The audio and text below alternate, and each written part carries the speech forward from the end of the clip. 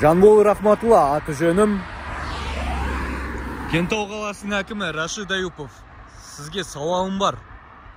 Арнайы жарық шамдарға арналған столбты көріп тұрмыз ғой, Құшата жолы мен Кентаудың қақ ортасында, бұрылыстыр алдымызда. Тас қараңғы. Мына жерде тұрғындар тұрады, міне. Дым көрінбейді, бірақ.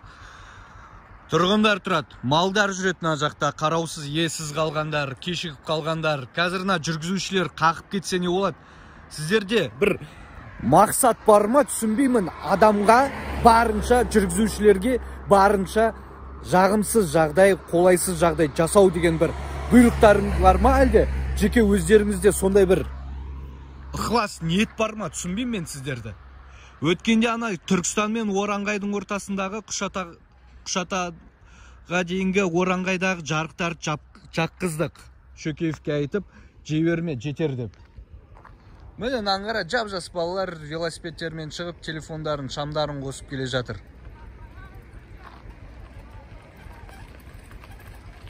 Дүкенге шықтыңдар ма? Аслан, дүкенге шықтыңдар ма? Неге?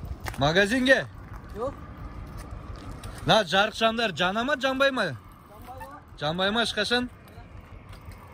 Естің ба, Аюпов? Қосаяқтан жарық шамдар пайдаланаяқтан не үшін қойылды? Міндетті түрде бір Тоқаев, немесе Назарбаев, немесе солардай дәрежелес министр біреу келу керек па? Міндетті түрде мына жақта жол апаты болып, адам қаза табу керек па, мал соғу керек па, осы жарық шамдардың кесірінен сосын ғана барып қосылама бұл. Камера қазір жарығырақ етіп көрсетіп тұр, шын мәнінде қазір мына жерде тас қараңғы.